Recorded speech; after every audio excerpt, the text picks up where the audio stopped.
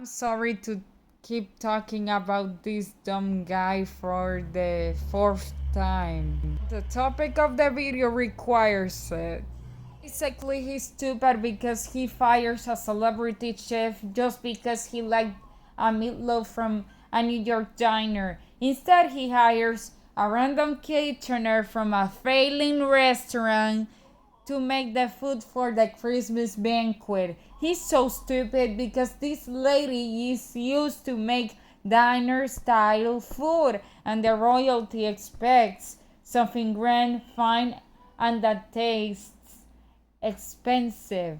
It's okay that he liked her meatloaf, but as I say in another video, that doesn't mean that her other dishes are as good or that she can cater a whole Christmas banquet.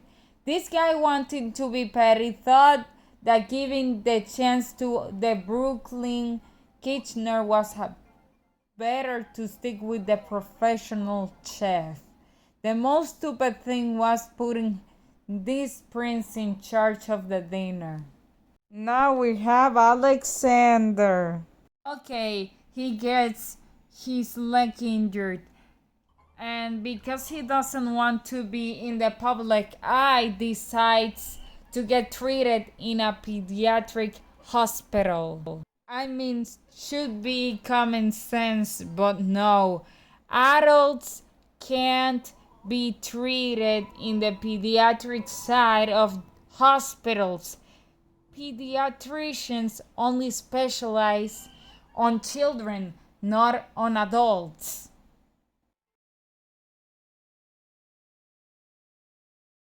Now is Duncan's turn. He escaped from the palace to be known for himself. He helps the people in the small town that he goes, stays with the woman that he loves, and at the end of the movie, Duncan is self aware and regrets lying to Emma about who he is. Now it's time to talk about Kevin. He knows how to bake, has knowledge in running a business because he had a bakery alongside his friend Stacy. When she moves to Belgravia, he opens his own bakery. Kevin is spontaneous and advises Stacy to be like this from time to time. He is a responsible father, decided to help Margaret with the ruling of Montenaro. A not so smart moment for him was when Fiona tricked him by making her himself be like Margaret. He needed to be more observant. And after his breakup with Margaret at the beginning of the first sequel, he didn't handle it well and became a crazy cat man. Ending with the neutral tier, we have Prince Edward. He is a believer of diplomacy over violence. Quickly regretted his sexist attitude towards Stacy, supports his wife, and loves her different perspective on life. He's a good listener. A not so intelligent moment about this character was that he got easily tricked on the second movie with the switch. Honors and admires his revolutionary grandma, and he wanted to get to know his fiance better in the first movie. Starting with the brilliant tier, we have Prince Ashton. One of his best achievements was that he knew how to redeem an angry teenager.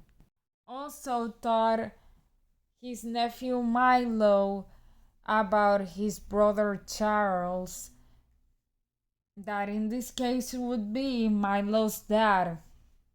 Ashton knows how to play the violin and dance, making him a musical person, respects animals, is open to new cultures and traditions, has some knowledge about antiques that this leads him to bond with Jules, is a good uncle.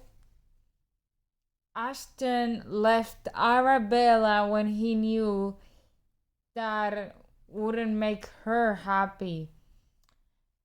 Another thing that makes me like him is that he doesn't fall in love for a title.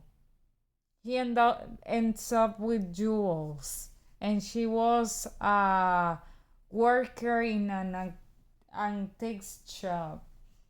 And finally, he knows about archery. Last but not least, we have King Richard. Things that make him a brilliant man is that he has a sense of responsibility, has knowledge about ruling a kingdom, knows how to forgive, tried to seek help when Aldovia was in an economic crisis, made sure that Aldovia and the Penguins stayed as allies, has parenting knowledge, and accompanies Amber to her childbirth classes, also knows archery. Richard is a supporting husband and took care of Amber in her pregnancy, is a family person, mostly honors and admires his deceased adopted father, took time to do soul searching to later take on his labor as king, quickly regretted not saying anything when Miss Arabelle censored his wife's blog. That's the ending of the video, you guys. Hope you have the most jolly season ever.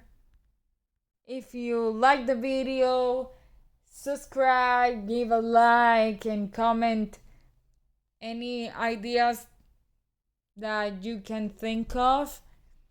Goodbye.